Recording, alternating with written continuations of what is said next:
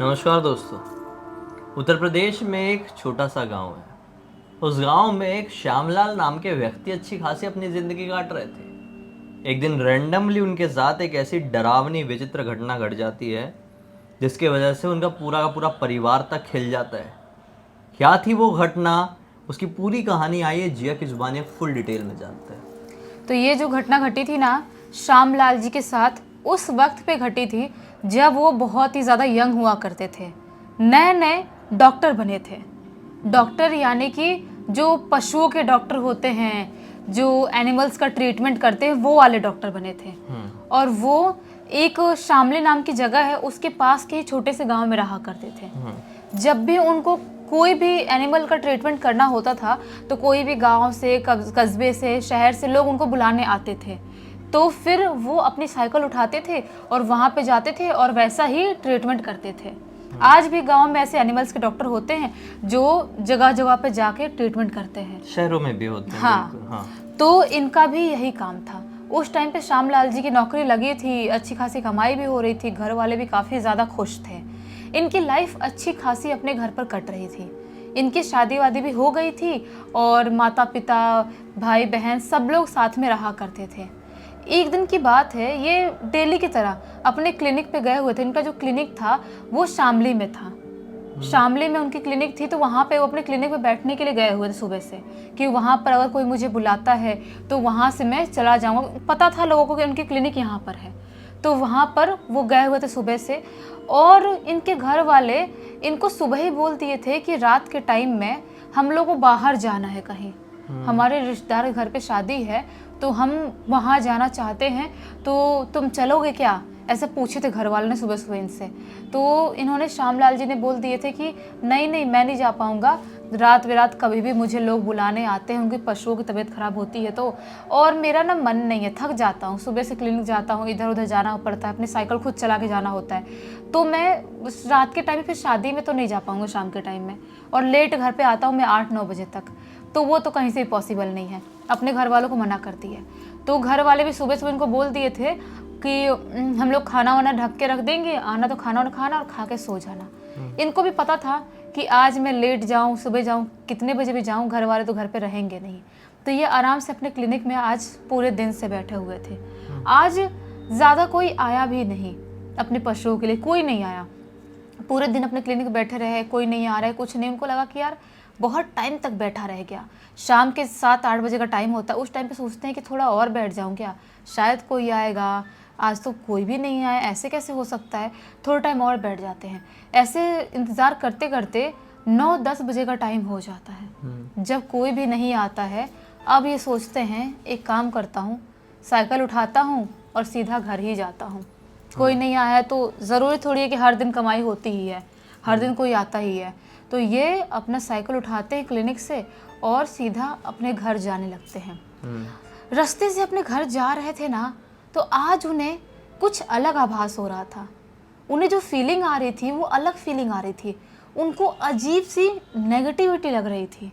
उनको ऐसा लग रहा था कि मैं आज जिस रोड से जा रहा हूँ, रोज़ इसी रोड से जाता हूँ, इसी सड़क से, लेकिन आज मुझे ऐसा क्यों लग रहा है, भारी भारी सा मन लग रहा है। लेकिन ज़्यादा ना सोचते हुए अपनी साइकिल चलाते चलाते अपने घर आ जाते हैं। घर आने के बाद घर पे जाते हैं, हाथ मुंह धोते हैं, अपना दरवाज़ा खोलते हैं, ताला लगा हुआ था, हाथ मुंह धो के उसके बाद थोड़ा चेंज करते हैं, कपड़े निकालते हैं, दूसरे कपड़े घर वाले पहनते हैं और रिलैक्स होते हैं। रिलैक्स होके खाना खाते हैं और खाना खा के सोने चले जाते हैं। 11:30-12 बजे का टाइम हो रहा होगा। सोने चले गए। जल्दी ही गहरी नींद आ जाती है, क्योंकि दिन भर बैठे बैठे थक भी गए थे और आते टाइम भी कुछ अच्छा महसूस नहीं कर रहे थे, तो वो जल्दी ही सो गए। अभी सोए हुए 10-15 मिनट का टाइम हुआ ही होगा कि अचानक से कोई ज़ोर ज़ोर से दरवाज़ा नॉक करता है, ऐसी आवाज़ सुनाई देती है, डा डा डा डा डा करके कोई दरवाज़ा नॉक कर रहा है। अचानक से उनकी आँख खुलती है कि ये इतने ज़ोर ज़ोर से दरवाज़ा कौन पीट रहा है। ये थोड़ा तो पहले उठते हैं और सोचते हैं कि घर वाले तो बोले थे 1-2 दिन बाद आएंगे, तो अभी कौन आ गया इतने रात में, आधी रात का समय हो रहा होगा, मैं सोया ही था 11:30-12 बजे करीब, तो कौन आ गया। ये नहीं उठते हैं, लेटे लेटे ही सोच रहे हैं कि वापस कोई बजाता तो जाता हूँ। वापस से डर डर डर करके कोई दरवाज़ा पीट रहा है। ये अभी सोचते हैं उठ ही रहा हूँ, चप्पल अपना पहनते हैं, तभी अचानक से बाहर से आवाज़ आती है चिल्लाते हुए, डॉक्टर साहब दरवाज़ा खोलिए, डॉक्टर साहब जल्दी दरवाज़ा खोलिए, वरना मेरा पशु मर जाएगा, मैं उसे नहीं बचा पाऊंगा, डॉक्टर साहब जल्दी दरवाज़ा खोलिए। ये सोचते हैं कौन है तो ज़रूर चिल्ला रहा है। ये जाते हैं और दरवाज़ा खोलते हैं। दरवाज़ा खोलते हैं, उनके सामने एक आदमी खड़ा हुआ था। उस आदमी की उम्र लगभग 35-40 साल करीब होगी। एकदम ही बेचारा सा, बेसहारा सा, अलग ही दिखाई दे रहा है, जैसा कि बहुत दुख दर्द में है बेचारा, ऐसा दिखाई दे रहा है और रो भी रहा है वो। डॉक्टर साहब बोलते हैं क्यों रो रहे हो भाई इतने ज़ोर ज़ोर से, क्या हो गया तुमको, बताओ तो सही।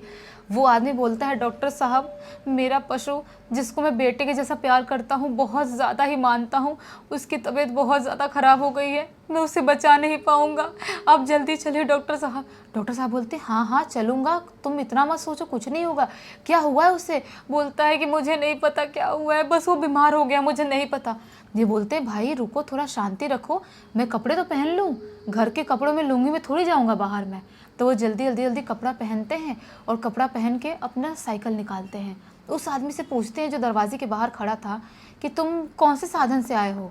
वो आदमी बोलता है कि मैं पैदल ही आया हूँ डॉक्टर साहब, मेरा पशु बहुत बीमार है। बोलते हैं चलो रो मत, पैदल आए हो कोई बात नहीं, एक काम करो मेरे साइकिल पे पीछे बैठ जाओ, साथ में चल लेते हैं। वो आदमी कुछ नहीं बोलता है, ये साइकिल चालू करते हैं, मतलब चलाते हैं और वो पीछे बैठ जाता है। पीछे बैठ गया है। ये पूछते हैं उससे कि भाई कहाँ है तुम्हारा गांव, कौन से गांव के रहने वाले हो? वो बोलता है डॉक्टर साहब थोड़ा सा और आगे। ये बोलते हैं गांव का नाम तो होगा भाई, यहाँ के आसपास के सारे गांव के बारे में मुझे पता है, बताओ तो कौन से गांव के रहने वाले हो? लेकिन वो नहीं बोलता है। वो बोलता है कि थोड़ी दूर और आगे। ये सोचते हैं बेचारा बहुत दुख में है, इसीलिए गांव का नाम नहीं बता रहा है, कोई बात नहीं। वो अपना साइकिल चला रहे हैं और चलाते चलाते काफ़ी आगे निकल जाते हैं और अपने गांव को क्रॉस कर लेते हैं। अब ये थोड़ा खेत वाला एरिया आता है। ये बोलते हैं कि भाई बताओ कहाँ रोकना है साइकिल, कि चलाते ही रहेंगे अपन रात भर, बोलो कौन सा गाँव है तुम्हारा? वो बोलता है थोड़ा सा और आगे। अब रो नहीं रहा था, उसकी आवाज़ थोड़ी नॉर्मल हो गई थी। सोचते हैं कि ठीक है थोड़ा सा और आगे चला लेते हैं, थोड़ी देर और आगे लेके जाते हैं। ये खेत भी क्रॉस हो जाते हैं, दूसरे खेत की तरफ जाते हैं। वापस से पूछते हैं अरे भाई बताओ तो सही, हम तो रात भर चलते रहेंगे क्या साइकिल से? कितनी देर हो गई थी अभी चलते? बहुत टाइम हो गया था। अपने गांव क्रॉस कर दिए, एक लंबा सा खेत क्रॉस कर दिया, दूसरे खेत में आ गए, उसके बाद भी बोल रहा है थोड़ा सा और आगे। फिर पूछते हैं कि क्या हाँ भाई बताओ कि चलते ही रहेंगे? तो फिर बोलता है कि थोड़ा सा और आगे। इस बार उसकी आवाज़ थोड़ी भारी हो गई थी। इनको लगता है कि आवाज़ ऐसी खुन्नस में इतनी भारी आवाज़ कर क्यों बोल रहा है? जैसा मेरे से बात कर रहा था शुरू से इसकी आवाज़ बहुत पतली सी समझ में आ रही थी, औरत जैसी आवाज़ लग रही थी, और यहाँ पर जैसा कि 3-4 भारी आवाज़ वाले आदमी की आवाज़ मिक्स हो गई हो, ऐसी इसकी आवाज़ समझ में आ रही है। इनको थोड़ा सा अलग महसूस होता है। और जैसे ही उसने बोला था थोड़ा सा और आगे भारी आवाज़ में, वैसे ही इनकी साइकिल बंधने लगी थी, यानी कि बहुत ज़्यादा भार हो गया था उनके साइकिल पे। उनकी साइकिल वो कैसे पेडल मार रहे हैं लेकिन वो चलना नहीं पा रहे हैं। साइकिल एकदम भारी भारी महसूस हो रही है। इनको ऐसा लगता है कि हो सकता है कि हवा कम हो गया होगा, इसकी वजह से मैं पीछे एक आदमी को बैठाया हूँ, साइकिल चला नहीं पा रहा हूँ। वो कैसे कैसे खींचते खींचते थोड़ी देर और आगे लेके जाते हैं और उससे वापस से पूछते हैं अरे भाई साइकिल भी नहीं चल रही, बताओ सही जाना कहाँ है? अभी वो आदमी कुछ नहीं बोलता है और साइकिल बहुत ही ज़्यादा भारी हो गई थी। अब ये समझ चुके थे कि मामला कुछ गड़बड़ है।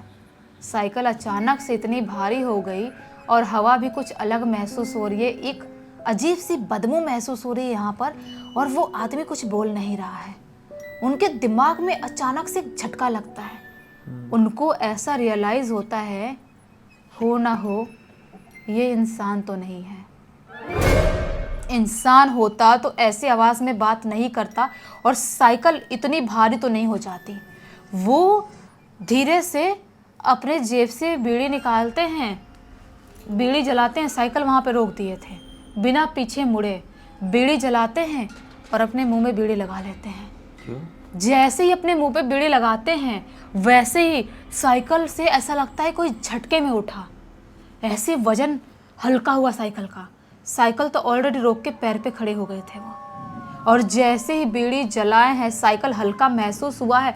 अपने आगे की तरफ देखते हैं कि जो इंसान मेरे पीछे बैठा हुआ था ना, वो अजीब सा हवा में उड़ रहा है, सामने साइकिल से। साइकिल के सामने अजीब सा हवा में उड़ रहा है और ज़ोर ज़ोर से हंस रहा है, बहुत ही ज़ोर ज़ोर से। वो उसको देख के समझ गए कि ये इंसान तो हो नहीं सकता, क्योंकि उसकी शक्ल भी काफ़ी हद तक बदल गई थी, एकदम ही ज़्यादा डरावनी शक्ल हो गई थी। वो अपनी बीड़ी को ज़ोरों से और फूंक रहे हैं कि आग थोड़ा चिंगारी और निकले, और जैसे जैसे बीड़ी को फूंक रहे हैं, वो जो अजीब सा दिखने वाला इंसान हवा में उड़ रहा था, वो अजीब सा उड़ने के बाद वो भैंसा बन जाता है।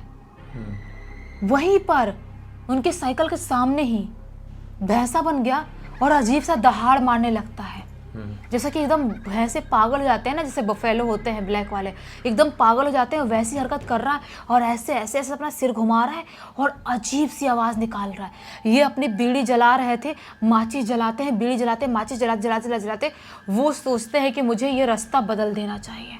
वो अपना रास्ता बदलते हैं और बीड़ी वापस से एक और जला के मुंह में रख लेते हैं, और रखे रखे वो वहाँ से भागना चालू करते हैं, साइकिल के पैडल ज़ोर ज़ोर से मारते भागते वो अपने गांव में एंटर करने वाले थे। उससे पहले तक उस शैतान की चीखने की, चिल्लाने की, दहाड़ने की आवाज़ आती रही नॉन स्टॉप।